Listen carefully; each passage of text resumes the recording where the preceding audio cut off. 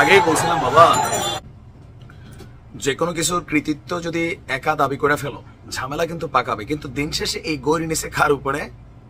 আমি ভাবছিলাম যে এরা প্রাইভেট লিগ হবে, কিন্তু এখন তো দেখলাম প্রাইভেট দল। গতকালকে গভীর রাতে আমাদের ব্লুটুথ বয় সার্জিসের উপরে ব্যাপক হামলা হয়েছে। যেই ফুটেজগুলা আপনারা দেখছেন এর মধ্যে এটা একটা গাড়ির মধ্যে যে ছেলেটা দাঁড়াইছিল এটা সার্জিস, যেভাবে ধাক্কা টাক্কা দিছে। তো ঘটনার প্রেক্ষাপট কি, কেন আসলে সার্জিসদের উপর ছাত্রদলের পোলাপাইনে হামলা করছে, তাও ছাত্রদল নেতা শাকিলের নাম এখানে উঠে আসছে। আর সার্জিস বলছে যে 24 ঘন্টার মধ্যে তাদেরকে গ্রেপ্তার করতে হবে। প্রেক্ষাপট কি, যে মারছে সেও কিন্তু ছাত্র প্রাইভেটের। আসুন ঘটনার প্রেক্ষাপট কি। ইফতারের পর বসুন্ধরা আবাসিক এলাকার প্রাইভেট ইউনিভার্সিটির সহযোদ্ধাদের সাথে চায়ের আড্ডা দিতে গিয়েছিল সার্জিস আলম। আর সন্ধ্যা 7টা থেকে রাত 10টা পর্যন্ত সেখানে গল্প আড্ডা দিয়েছে সার্জিস।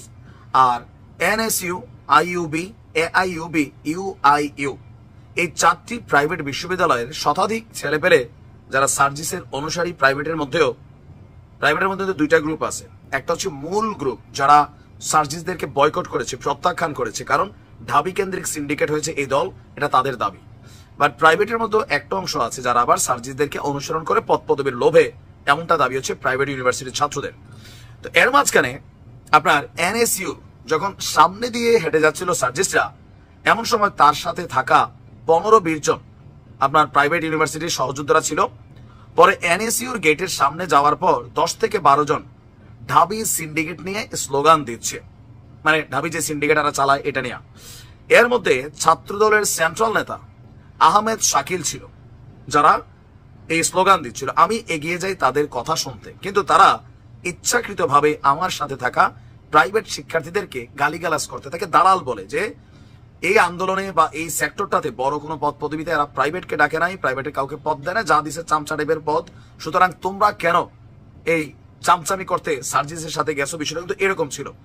এরপর আপনার ওদের 10-12 জনের মধ্যে 1-2 জনকে স্টুডেন্ট মনে হলেও বাকিদের দেখে ভাড়া করা টোকাই দুষ্কৃতিকারী মনে হচ্ছিল। চোখ বাই চোখ দীক্ষা দিয়ে চিন্নালাইছে কোনটা টোকাই কোনটা স্টুডেন্ট। তুমি কেমনে বুঝলা যে এদের সাথে টোকাই, তোমার সাথে যেগুলো ছিল ছাত্র?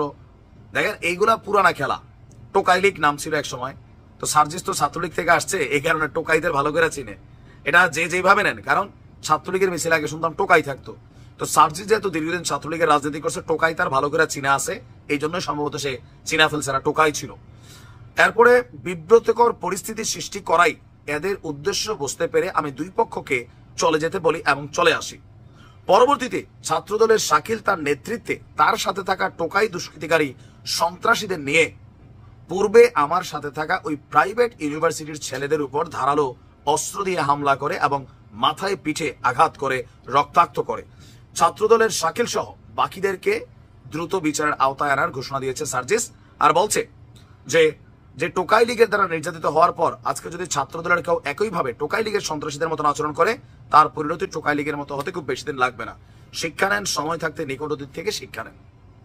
সার্জিসে কিন্তু মারছে, আমরা ওই ভিডিওটা দেখছি, তবে রক্তাক্ত হয় নাই, ধুমধাম কয়েকটা কিলকুশি খিচা ফেলছে।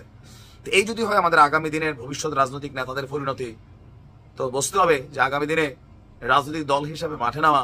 কারণ ভাই রাজনীতি তো রাজনীতি, এখন তোমরা আর ছাত্র না। এখন যদি ধরেন ছাত্র দলের একজন নেতা কোন একটা ইউনিভার্সিটিতে গিয়ে পোলাপেনের সাথে আড্ডা দেয়, ঘটনা ঘটলে এটা পলিটিক্যাল ঘটনাই, জোর যার মুল্লুক তার। এখন যেমন আমাদের সমন্বয়করা জোর করে বিভিন্ন জায়গায় মুল্লুক চালাচ্ছে, ওই রকমই আর কি। এটা দেখে অনেকে খুশি হয়েছেন, বাট আমি খুশি হতে পারি নাই, কারণ এই জুলাই অভ্যুত্থানে সার্জিসের অনেক পরিশ্রম ছিল, শ্রম ছিল, একটা নতুন স্বপ্ন দেখছে। আর সেই স্বপ্নের পথে আপনারা এভাবে রাস্তাঘাটে তাকে অপমান করবেন, মারবেন, ভাই হামলা করবেন।